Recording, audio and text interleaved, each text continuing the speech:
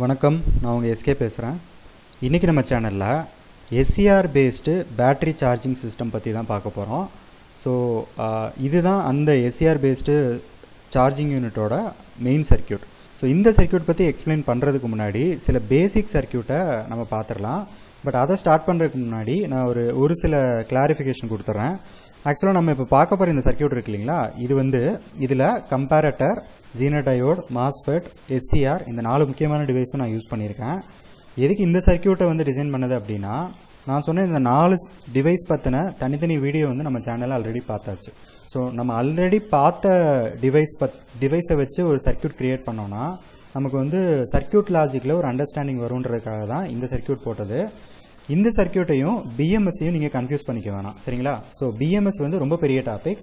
இந்த சர்க்கியூட் என்ன பண்ணும் அப்படின்னா, நீங்கள் ஒரு ரீசார்ஜபிள் பேட்டரியை இதில் கனெக்ட் பண்ணுறீங்க அப்படின்னா அந்த பேட்டரி சார்ஜ் ஆகிட்டு அந்த சார்ஜிங் ஃபுல்லாகிருச்சுன்னா இந்த பேட்டரியை டிஸ்கனெக்ட் பண்ணிடும். அதாவது சார்ஜிங் யூனிட்லேருந்து பேட்டரியை இது டிஸ்கனெக்ட் பண்ணிடும். ஸோ இந்த பர்பஸ்க்காக தான் இந்த சர்க்கியூட் ஒர்க் ஆக போகுது. ஸோ நம்ம இந்த மெயின் சர்க்கியூட் பார்க்குறதுக்கு முன்னாடி சில பேசிக் லாஜிக்ஸ் பார்த்துட்டோன்னா இந்த மெயின் சர்க்கியூட் நமக்கு ஈஸியாக புரியும். ஒன் பை ஒன்னாக பார்க்கலாமா? அதில் ஃபர்ஸ்ட் பார்க்க போகிறது 2 பவர் சப்ளையை பேரலல் பண்ண என்ன நடக்கும் அதுதான் பார்க்க போகிறோம். ஸோ இதில் பார்த்தீங்கன்னா ஒரு எக்ஸாம்பிளுக்கு ஒரு 12 வோல்ட் பவர் சப்ளையும் ஒரு 7 வோல்ட் பவர் சப்ளையும் கனெக்ட் பண்ணியிருக்கேன். ஆக்சுவலாக ப்ராக்டிக்கலாக நீங்கள் பண்ணும்போது 2 ஆர்பிஎஸ்ஸை இந்த மாதிரி கனெக்ட் பண்ணக்கூடாது, 2 ரெகுலேட்டட் பவர் சப்ளையை. ஏன்னா வோல்டேஜ் கம்மியான இந்த பவர் சப்ளையை வோல்டேஜ் அதிகமான இந்த பவர் சப்ளை லோடாக எடுத்துக்கிறோம். ஸோ கரண்ட்டை ட்ரைவ் பண்ண ஆரம்பித்தோம். இதே கேஸ் இந்த பக்கம் ஒரு ரீசார்ஜபிள் பேட்டரியும் இந்த பக்கம் ஒரு ரெகுலேட்டட் பவர் சப்ளையும் இருந்தால் இந்த பிரச்சனையும் வராது. ஏன்னா ரெகுலேட்டட் பவர் சப்ளை இந்த ரீசார்ஜபிள் பேட்டரியை லோடாக எடுத்துக்கிறோம். ஸோ என்ன ஆகும்னா, இப்போ இது 7 வோல்ட் இருக்குது, 12 வோல்ட் பேட்டரி. ஒரு எக்ஸாம்பிளுக்கு சொல்கிறேன், 7 வோல்ட்டுலாம் ரொம்ப ட்ரையான பேட்டரி தான் இருக்கும். எக்ஸாம்பிளுக்காக சொல்கிறேன், இங்கே 12 வோல்ட்டு கனெக்ட் பண்ணியிருக்கேன், இங்கே 7 வோல்ட் இருக்குது. ஸோ கரண்ட் ஃப்ளோ இந்த டைரெக்ஷனில் நடக்கும். ஏன்னா பொட்டன்ஷியல் டிஃப்ரென்ஸ் இருக்குது இல்லைங்களா? ஸோ கரண்ட் ஃப்ளோ இந்த டைரெக்ஷனில் நடக்கும்போது பேட்டரியோட லெவல் கொஞ்சம் கொஞ்சமாக கூடும். அப்படி தான் பேட்டரி சார்ஜ் ஆகும். ஸோ ஒரு கட்டத்தில் 12 வோல்ட் ரீச் ஆயிரும். அந்த டயத்தில் கரண்ட் ஃப்ளோ எதுவுமே இருக்காது. ஸோ இந்த கான்செப்டில் தான் பேட்டரி ஒர்க் ஆகுது, பேட்டரி சார்ஜிங்கும் ஒர்க் ஆகுது. ஸோ இந்த மாதிரி டைப் ஆஃப் சார்ஜிங்கை கான்ஸ்டன்ட் வோல்டேஜ் சார்ஜிங்னு சொல்லுவாங்க. ஏன்னா கான்ஸ்டன்ட் வோல்டேஜை கொடுத்து நீங்கள் பேட்டரியை சார்ஜ் பண்ணுறீங்க. கான்ஸ்டன்ட் கரண்ட் சார்ஜிங்னு இன்னொன்று இருக்குது, அது நம்ம இங்கே பண்ண போகிறதில்ல. நம்ம சர்க்கியூட்டில் பார்க்க போகிறது constant voltage charging.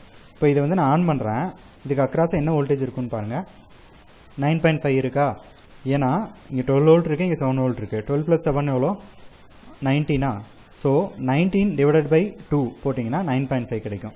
So 2 power supply இந்த மாதிரி நீங்கள் கனெக்ட் பண்ணும்போது அதுக்கு அக்ராஸாக இருக்க வோல்டேஜை மெஷர் பண்ணிங்கன்னா டிவைடட் பை 2ன்ற ஆன்சர் தான் உங்களுக்கு கிடைக்கும். இப்போ எக்ஸாம்பிளுக்கு இங்கே நீங்கள் 10, இங்கே 5 அப்படின்னா 15 நீங்கள் இதுக்கு அக்ராஸாக மெஷர் பண்ணும்போது 7.5 கிடைக்கும். ஓகேங்களா? ஸோ இந்த லாஜிக் நம்ம இப்போ பண்ண போகிற சர்க்கியூட்டுக்கு முக்கியம், அதுக்காக தான் நான் சொல்கிறேன். இப்போ அடுத்து இன்னொரு பேசிக் லாஜிக் பார்க்க போகிறோம். அது எதை பற்றினது அப்படின்னா zener diode. So zener diode voltage ரெகுலேட்டராக யூஸ் பண்ணுவாங்கன்னு நான் முன்னாடியே சொல்லியிருக்கேன் இல்லைங்களா? அந்த கான்செப்ட் இப்போ இன்னொரு தடவை இதில் பார்க்கலாம். இப்போ இதில் பார்த்தீங்கன்னா இங்கே ஒரு ஜீனர் டயோட், இங்கே ஒரு ரெசிஸ்டர் நான் கனெக்ட் பண்ணியிருக்கேன், இங்கே ஒரு 12 வோல்ட் கொடுத்துருக்கேன். அதே மாதிரி இங்கே 10K, இங்கே கொடுத்ததில் அப்படியே உல்ட்டாவாக கொடுத்துருக்கேன். இங்கே நான் 10K கொடுத்துருக்கேன் இல்லைங்களா? இதில் இங்கே 10Kவும் இங்கே ஜீனர் டயோடும் கொடுத்துருக்கேன். ஆக்சுவலாக எல்லா ஜீனர் டயோடுக்குமே ஜீனர் வோல்டேஜ்னு ஒன்று இருக்கும், அதான் ரெகுலேஷன் வோல்டேஜ். ஸோ இந்த ஜீனர் டயோடு நான் 5ன்னு கொடுத்துருக்கேன் ஜீனர் வோல்டேஜ். அப்படின்னா என்ன அர்த்தம்னா, நான் இந்த சிமுலேஷன் ஆன் பண்ணுறேன், இங்கே 12 வோல்ட் கொடுத்துருக்கேன் இல்லைங்களா? இப்போ இந்த 2 மீட்டரில் என்ன வருதுன்னு பாருங்கள். இதுக்கு அக்கராசாக எடுக்கிற மீட்டரில் 5 வோல்ட் கிட்ட வருதா? ஏன்னா இது 5 வோல்ட் ஜீனர் டயோடு. இதுக்கு அக்கராசாக எடுக்கிறதுல 7 வோல்ட் வருது. ஏன்னா இதே 5 வோல்ட் ஜீனர் டயோடு தான் இங்கே கனெக்ட் பண்ணியிருக்கேன். ஸோ ஜீனர் டயோட்டில் இப்போ 5 வோல்ட்டுன்னு இருக்குன்னு வச்சுக்கோங்களேன். நீங்கள் 12 வோல்ட் கொடுத்தாலும் இங்கே 5 தான் இருக்கும், நீங்கள் 10 வோல்ட் கொடுத்தாலும் 5 தான் இருக்கும், 20 வோல்ட் கொடுத்தாலும் 5 தான் இருக்கும். அப்போ சேஞ்ச் எங்கே நடக்கும்னா ரெசிஸ்டரில் மட்டும்தான் நடக்கும்.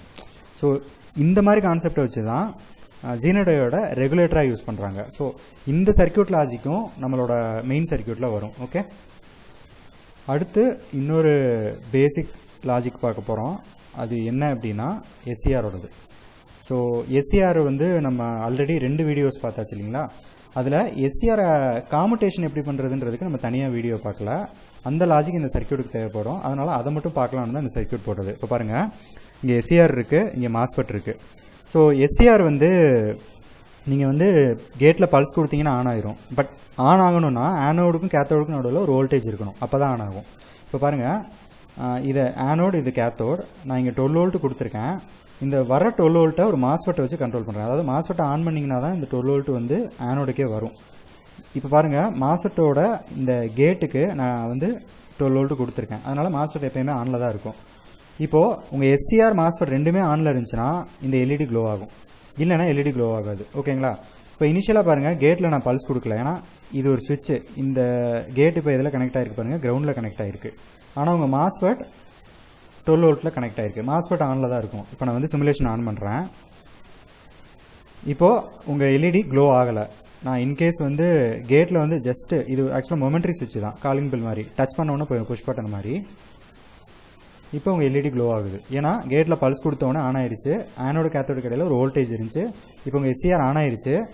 இப்போது ஆக்சுவலாக பார்த்தீங்கன்னா நான் இதை ப்ரெஸ் பண்ணும்போது இது ஜஸ்ட் இந்த 5 வோல்ட்டை டச் பண்ணிவிட்டு மேலே போச்சு. இப்போ இது 0 தான் இருக்குது. இருந்தாலும் உங்கள் எஸ்சிஆர் ஆனில் தான் இருக்குது. அப்போ எஸ்சிஆர் வந்து நீங்கள் கேட்டில் பல்ஸ் கொடுத்து அந்த பல்ஸை எடுத்துட்டிங்கனாலுமே உங்கள் ஆனோடுக்கு போயிட்டுருக்க அந்த கரண்ட் இருக்கு இல்லைங்களா, அது ஒரு குறிப்பிட்ட லெவலுக்கு கீழே வர வரைக்கும் ஆனில் தான் இருக்கும். அந்த கரண்ட்டை தான் நம்ம ஹோல்டிங் கரண்ட்டுன்னு ஒரு வீடியோவில் பார்த்தோம். இப்போது இந்த கரண்ட்டை நான் வந்து ஹோல்டிங் கரண்ட் கீழே கொண்டு போயிட்டேன்னா இப்போ கேட்டில் வந்து பல்ஸும் இல்லை, உங்கள் எஸ்சிஆர் ஆஃப் ஆயிரும். அதை கொண்டு போகிறதுக்கு தான் நான் இந்த சுவிட்சை யூஸ் பண்ண போகிறேன். இந்த சுவிட்ச் இப்போ 12ல் கனெக்ட் ஆயிருக்கா. இப்போ நான் இந்த சுவிட்சை மாற்றினேன்னா அது கிரவுண்டில் கனெக்ட் ஆகும், உங்கள் மாஸ்பெட் ஆஃப் ஆயிரும். மாஸ்பெட் ஆஃப் ஆனோடனே ஆட்டோமேட்டிக்காக அந்த கரண்ட் கம்மியாயிரும், ஹோல்டிங் கரண்ட் கீழே வந்துடும், உங்கள் எஸ்சிஆர் ஆஃப் ஆயிரும். இப்போ எஸ்சிஆர் ஆனில் தான் இருக்குது, அதனால தான் இந்த எல்இடி க்ளோ ஆகுது. இப்போ என்ன பண்ண போகிறேன்னா இதை வந்து இந்த சுவிட்சை நான் ஸ்விட்ச் பண்ண போகிறேன். எஸ்சிஆர் ஆஃப் ஆயிடுச்சு. பாருங்கள், எஸ்சிஆர் இந்த மாஸ்பெட்டுக்கு வர சுவிட்சை கிரவுண்டில் கொடுத்துட்டு மறுபடியும் இப்போ 12 கொண்டு போயிட்டேன். ஆனாலும் எல்இடி ஆஃபில் தான் இருக்குது, ஏன்னா எஸ்சிஆர் ஆஃப் ஆயிடுச்சு. இப்போ உங்கள் மாஸ்பெட் ஆனில் இருக்குது. இப்போ மறுபடியும் நான் எஸ்சிஆர் ஆன் பண்ணணும் அப்படின்னா மறுபடியும் இந்த பல்ஸ் கொடுக்கணும், மறுபடியும் இது ஆன் ஆகும். So one of the compensation technique, holding கரண்ட்டை கீழே கொண்டு போகிற கான்செப்டை தான் நம்ம மெயின் சர்க்யூட்டில் யூஸ் பண்ண போகிறோம். ஸோ இப்போ பார்த்த 3 பேசிக் சர்க்யூட்டோட மெயின் கான்செப்ட் தான் நம்மளோட மெயின் சர்க்யூட்டில் இருக்கும். இப்போ மெயின் சர்க்யூட் போயிடலாமா? ஸோ மெயின் சர்க்யூட்டில் என்னென்ன யூனிட் இருக்குன்னு நான் சொல்லிடுறேன், கொஞ்சம் ஜூம் பண்ணிக்கலாம். ஓகே, இதில் பார்த்தீங்க அப்படின்னா இது ஒரு கம்பேரட்டர், இது ஒரு கம்பேரட்டர். ஆக்சுவலாக பார்த்தீங்கன்னா இந்த 2 கம்பேரட்டருமே ஒரு சிப்புக்குள்ளே தான் இருக்கும். நான் யூஸ் பண்ணிக்கிறது LM324 கம்பேரட்டர் ஐசி. இந்த LM324க்குள்ளே 4 கம்பேரட்டர் இருக்கும், அதில் 2 தான் நான் யூஸ் பண்ணியிருக்கேன். இன்கேஸ் நீங்கள் ப்ராடக்டாக அதை பண்ணுற மாதிரி இருந்தால் LM393ன்னு ஒரு கம்பேரட்டர் இருக்கும், அதுக்குள்ளே 2 கம்பேரட்டர், 2 ஆப்ரேஷனல் ஆம்பிளிஃபையர் இருக்கும், அதை கம்பேரட்டராக யூஸ் பண்ணிக்கலாம். LM324 வந்து ஒரு 30லேருந்து 36 ருபீஸ் வருதுன்னா அது அதோட பாதியாக இருக்கும் LM393. ஓகே, ஸோ இங்கே ஒரு கம்பேரட்டர் யூஸ் பண்ணியிருக்கேன். இந்த கம்பேரட்டர் வேலை என்னென்னா உங்கள் பேட்டரி வந்து ஃபுல்லாகிருச்சா அப்படின்றத செக் பண்ணும். இந்த கம்பேரட்டர் வேலை என்னென்னா உங்கள் பேட்டரியில் சார்ஜ் ரொம்ப கம்மியாக வந்துருச்சு, சார்ஜிங் ஆன் பண்ணட்டும்னு சொல்லும். ஸோ இது சார்ஜிங் ஆஃப் பண்ணும், இது சார்ஜிங் ஆன் பண்ணும்.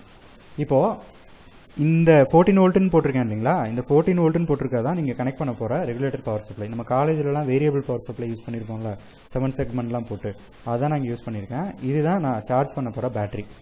ஸோ இங்கே பாருங்கள், நான் அங்கே சொன்ன அதே லாஜிக், மாஸ்பெட் எஸ்சிஆர் கனெக்ட் பண்ணியிருக்கேன். மாஸ்பெட் எஸ்சிஆர் ரெண்டுமே ஆன் ஆச்சுன்னு வச்சுக்கோங்களேன்.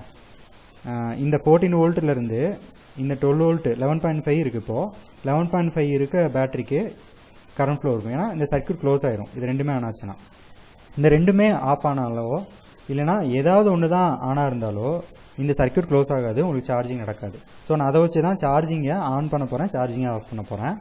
அதுக்கு இந்த ரெண்டுமே தேவை. இந்த ரெண்டையும் கண்ட்ரோல் பண்ணுறதுக்கு இந்த 2 கம்பேரட்டர் யூஸ் பண்ண போகிறேன். ஸோ ஒரு டிவைஸ் வந்து சார்ஜிங் ஃபுல்லாகிருச்சுன்னா யூஸ் ஆக போகுது, ஒரு டிவைஸ் வந்து சார்ஜிங் வேணும்னா யூஸ் ஆக போகுது. அது எப்படின்றதான் பார்க்க போகிறோம். ஃபஸ்ட்டு கம்பேரட்டர் எப்படி ஒர்க் பண்ணுதுன்னு பார்ப்போமா? இப்போ எக்ஸாம்பிளுக்கு இதில் 11.5 வோல்ட் இருக்குது. நான் இந்த சர்க்யூட் எப்படி டிசைன் பண்ணியிருக்கேன்னா 11.5 தான் மினிமம் வோல்டேஜ். இப்போ ஒரு பேட்டரியில் 11.5 ஆர் அது கீழே இருந்துச்சுன்னா சார்ஜிங் ஸ்டார்ட் ஆயிரும். 11.5 கீழே போகக்கூடாது, ட்ரைன் ஆயிரும், ரொம்ப ட்ரை ஆயிரும்ன்றதுக்காக நான் 11.5ன்னு செட் பண்ணி வச்சுருக்கேன். ரொம்ப சார்ஜ் ஆயிருச்சு, ஃபுல்லாக சார்ஜ் ஆகும்போது ஒரு வோல்டேஜ் வரும் இல்லைங்களா, அந்த வோல்ட்டு 13.5ன்னு எடுத்துக்கிட்டேன். இப்போ இங்கே நான் 14 கொடுத்துருக்கேன். இந்த மாஸ்பெட்டுக்கும் இந்த எஸ்சிஆருக்கும் இடையில ஒரு வோல்டேஜ் ட்ராப் இருக்கும், அதெல்லாம் போக தான் உங்கள் நீங்கள் சார்ஜ் பண்ணிகிட்டு இருக்க பேட்டரி கிடைக்கும். அதனால தான் கொஞ்சம் வோல்டேஜ் அதிகமாகவே நான் வச்சுருக்கேன். ஸோ இதெல்லாம் போக இங்கே வோல்டேஜ் சார்ஜ் ஆகிட்டு இருக்கும். நான் முதல் சொன்னேன் இல்லைங்களா, 2 பவர் சப்ளை இந்த மாதிரி கனெக்ட் பண்ணிங்கன்னா நீங்கள் அக்ராஸாக மெஷர் பண்ணிங்கன்னா இதோட டிவைடட் பை 2 அப்படின்ற வேல்யூ தான் கிடைக்கும். ஓகேங்களா? இப்போ எக்ஸாம்பிளுக்கு இப்போது 11.5 இருக்கிற பேட்டரியை நான் கனெக்ட் பண்ணிட்டேன். சிமுலேஷனை ஸ்டார்ட் பண்ணுறேன். நல்லா கவனிங்க. இந்த எல்இடி எரிஞ்சுன்னா சார்ஜிங் நடந்துட்டு இருக்குன்னு அர்த்தம். இந்த எல்இடி எரியல. இப்போ இந்த எல்இடி எரிஞ்சுன்னா சார்ஜிங் முடிஞ்சிருச்சு, சார்ஜ் ஃபுல்லாகிருச்சுன்னு அர்த்தம். இப்போ இந்த எல்இடி எரியுதா, நல்லா கவனிங்க. இப்போது சார்ஜ் நடக்கணும்னா இதுவும் ஆன் ஆகிருக்கணும், இதுவும் ஆன் ஆகிருக்கணும். இது ஆன் ஆகிருக்கு, ஏன்னா இந்த 10 வோல்ட் இங்கே வந்து இந்த மாஸ்பெட்டை ஆன் பண்ணிடும். இது ஆன் ஆகிருக்கான்னு நம்மளால் இப்போ பார்க்க முடியாது, ஏன்னா இங்கே 1 வோல்ட்டுன்னு காமிக்குது இல்லைங்களா. அது காரணம் கேட்டில் வந்து இந்த பிஎன் அப்படின்ற ஜங்ஷனுக்கு இடையில தான் இப்போ இந்த இங்கே வர 10 வோல்ட்டு போயிட்டு இருக்கும். அதனால் கம்ப்ளீட்டாக 10 வோல்ட்டு இங்கே போயிடுறதுனால உங்களுக்கு இங்கே வோல்டேஜ் கிடைக்காது. சப்போஸ் இங்கே என்ன வோல்டேஜ் வருது நீங்கள் பார்க்கணுன்னு நினச்சிங்கன்னா இதை ஸ்டாப் பண்ணிவிட்டு இதை ரிமூவ் பண்ணிவிட்டு இப்போ ப்ளே பண்ணுங்கள். அங்கே ஒரிஜினல் வோல்டேஜ் என்ன வந்திருக்குன்னு நீங்கள் பார்க்கலாம். பாருங்கள் 10. ஓகேவா? இப்போ இந்த லாஜிக் எப்படி ஒர்க் ஆகுதுன்னு பார்ப்போமா. இதை நான் மறுபடியும் கனெக்ட் பண்ணிடுறேன்.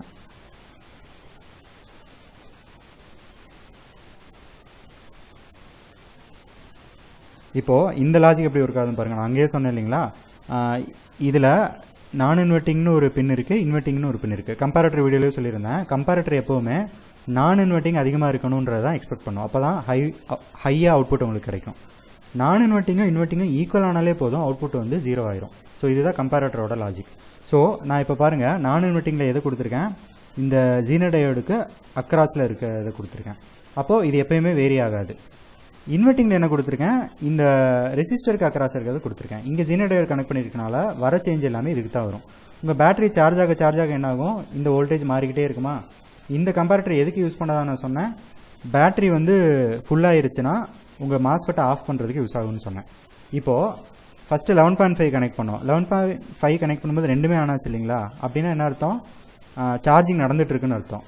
இது இந்த கம்பேரட்டர் சார்ஜிங் ஆஃப் பண்ணுறதுக்கு யூஸ் ஆகுது, இந்த கம்பேரட்டர் சார்ஜிங் ஆன் பண்ணுறதுக்கு யூஸ் ஆகுதா. ஃபஸ்ட்டு சார்ஜிங் ஆன் பண்ணுற கம்பேரட்டர் எப்படி ஒர்க் ஆகுதுன்னு பார்க்கலாம். இதில் நான் செட் பண்ணி வச்சுருக்க வோல்டேஜ் வந்து 11.5.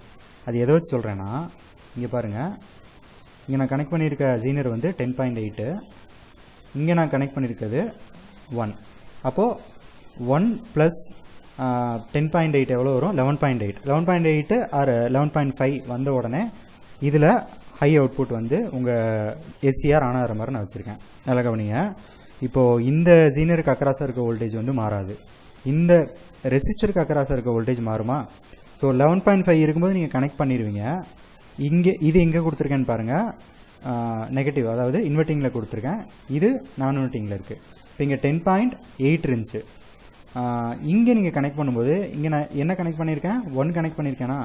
ஸோ நீங்கள் கொடுக்குற சப்ளை வந்து 11.5வா, 1 இங்கே போயிடும், மிச்சம் இருக்க 10.5 தான் இங்கே கிடைக்குமா. இங்கே 10.5 இருக்கும், இங்கே 10.8 இருக்கும். அப்போ எது அதிகமாக இருக்குது, நான் இன்வெர்ட்டிங் அதிகமாக இருக்கா. உங்கள் அவுட்புட் வந்து ஹையாக இருக்கும், ஹை அவுட்புட் இங்கே போய் இதை ஆன் பண்ணிடும். இது ஆன் ஆயிருந்துச்சு, ஓகே. அந்த டைமில் இது எப்படி ஆன் ஆயிருந்துச்சு, அதே லாஜிக் இங்கே கொண்டு வாங்க. இங்கே நான் எவ்வளோ செட் பண்ணியிருக்கேன், 11 செட் பண்ணியிருக்கேன். இங்கே எவ்வளோ செட் பண்ணியிருக்கேன், சாரி இது ரெசிஸ்டர், ஸோ இது மாறிட்டே தான் இருக்கும். இங்கே எவ்வளோ செட் பண்ணியிருக்கேன், 2.5 செட் பண்ணியிருக்கேன். 11 2.5 செட் பண்ணியிருக்கேன். இப்போது நான் சிமுலேஷன் ஆன் பண்ணுறேன். இங்கே என்ன வருது பாருங்கள், இங்கே 10.8 வருது, இங்கே 9.07 வருது. இப்போயும் பார்த்தீங்கன்னா இதுலேயும் நான் இன்வெர்ட்டிங் அதிகமாக இருக்கனால அவுட்புட் ஹை ஆகுது, உங்கள் மாஸ்பெட்டும் ஆன் ஆயிரும். இப்போ 11.5 இருக்கும்போது சார்ஜிங் நடந்துகிட்ருக்கோம். இப்போது நான் இந்த வோல்டேஜை மாற்றுறேன். கொஞ்சம் கொஞ்சமாக இந்த பேட்டரியோட வோல்டேஜ் சார்ஜிங்னால கூடும் இல்லைங்களா. இப்போ எக்ஸாம்பிளுக்கு ஒரு கட்டத்தில் 12 வருதுன்னு வச்சுக்கோங்களேன். 12 வரும்போது என்ன ஆகுதுன்னு பாருங்கள், இது ஆன் ஆகும், பட் இது ஆஃப் ஆயிரும். ஏன்னா இங்கே பாருங்கள், நான் இன்வெர்ட்டிங்கை விட கம்மியாயிருச்சு. இது 11 ஆயிடுச்சு, இது 10 ஆயிடுச்சா, இதோட அவுட்புட் 0 ஆயிரும். பட் எஸ்சிஆரோட ப்ராப்பர்ட்டி என்னன்னு பார்த்தோம், எஸ்சிஆரை ஆன் பண்ணிவிட்டு மறுபடியும் கேட் சிக்னலை ஆஃப் பண்ணாலுமே உங்கள் ஹோல்டிங் கரண்ட் 0 ஆகாத வரைக்கும் எஸ்சிஆர் ஆனில் தான் இருக்கும். ஹோல்டிங் கரண்ட் 0 ஆகணும்னா இது ஆஃப் ஆகணும். பட் இதுக்கு சப்ளை வந்துட்டு இருக்கனால உங்கள் மாஸ்பெட் ஆனில் தான் இருக்குது, சார்ஜிங் இன்னும் நடந்துட்டு தான் இருக்கும். இது எப்போ ஆஃப் ஆகும்னா, நீங்கள் இங்கே செட் பண்ணி வச்சுருக்க 13.5 வந்த உடனே தான் இது ஆஃப் ஆகும். அந்த மாதிரி தான் இந்த லாஜிக் நான் போட்டு வச்சுருக்கேன். அதையும் பார்த்துடலாமா. இப்போ எக்ஸாம்பிளுக்கு ஒரு கட்டத்தில் சார்ஜ் ஆகிட்டே வந்து இந்த ரெண்டோட காம்பினேஷனும் சேர்ந்து வர வோல்டேஜ் 13.5 ஆகுதுன்னு வச்சுக்கோங்களேன்.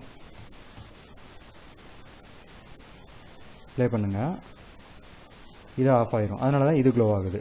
அதாவது இங்கே ஹை கிடச்சாதான் இதை கிரவுண்டாக யூஸ் பண்ணி இது க்ளோ ஆகும். இங்கே 0 கிடச்சிச்சுன்னா நான் என்ன பண்ணியிருக்கேன்னா, இந்த 12 வோல்ட்டை எடுத்து இங்கே கிரவுண்டு இங்கே கிடைக்கிற மாதிரி கொடுத்துருக்கேன். அதனால தான் இது ஆஃப் ஆகிட்டு இது ஆன் ஆயிடுது. ஸோ இது ஆனானா என்ன அர்த்தம்னா, சார்ஜ் ஃபுல்லாகிருச்சு, உங்கள் மாஸ்பெட் ஆஃப் ஆயிடுச்சுன்னு அர்த்தம். ஓகேங்களா. இப்போது மாஸ்பெட் ஆஃப் ஆயிரும், மறுபடியும் இந்த சார்ஜிங் நடக்கணும்னா பேட்டரியோட வோல்டேஜ் 11.5 ஆனால் மட்டும்தான் நடக்கும். நீங்கள் இப்படியே வச்சு பேட்டரி யூஸ் பண்ணலாம் லோடுக்கு. ஸோ நீங்கள் யூஸ் பண்ண பேட்டரியோட வோல்டேஜ் குறையுமா, ஒரு கட்டத்தில் 11.5 வந்தோன்னா ஆட்டோமேட்டிக்காக பேட்டரி சார்ஜிங் ஸ்டார்ட் ஆகிடும். நீங்கள் ஸ்டார்ட் பண்ணணும்னு அவசியம் இல்லை. ஸோ இப்படி தான் இது ஒர்க் ஆகுது.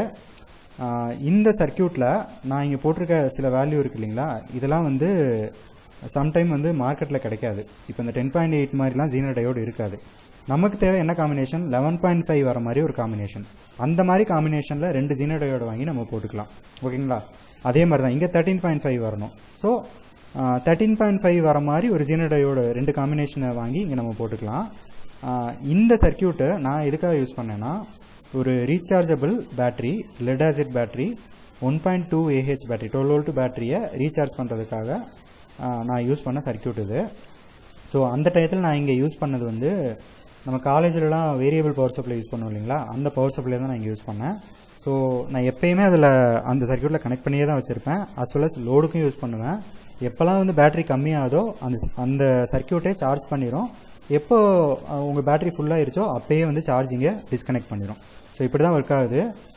நீங்கள் யூஸ் பண்ண போகிற பேட்டரிக்கு தகுந்த மாதிரி இந்த வேல்யூலாம் நீங்கள் செலக்ட் பண்ணுற மாதிரி இருக்கும். பட் இந்த லாஜிக் உங்களுக்கு புரிஞ்சுன்னா நீங்களே செலக்ட் பண்ணிக்கலாம். இன்னொரு முக்கியமான விஷயம், நீங்கள் இந்த மாஸ்பெட்டும் இந்த எஸ்சிஆரும் செலக்ட் பண்ணும்போது ரொம்ப கம்மியான வோல்டேஜ் ட்ராப் இருக்க மாதிரி எஸ்சிஆரும் மாஸ்பெட்டும் செலக்ட் பண்ணணும். ஏன்னா இங்கேயே கொஞ்சம் வோல்டேஜ் தங்கிருச்சுன்னா உங்கள் பேட்டரிக்கு போகிற வோல்டேஜ் கம்மியாயிரும், சார்ஜிங் வந்து ரொம்ப கம்மியாக நடக்கிற மாதிரி ஆரம்பிச்சிடும். ஸோ இப்போ 13.5 வோல்ட் இருக்கணும்னு பேட்டரியில் எழுதியிருக்காங்கன்னா இங்கே 13.5 இருக்க மாதிரியே நீங்கள் மெயின்டைன் பண்ணிக்கோங்க. அதுக்கேற்ற மாதிரி இங்கே வோல்டேஜ் கொடுத்துக்கோங்க. ஓகே, இந்த சர்க்கியூட்டில் ஏதாவது டவுட் இருந்துச்சுன்னா கீழே இருக்க கமெண்ட்டில் போடுங்க, நான் ரிப்ளை பண்ணுறேன். Thank you so much.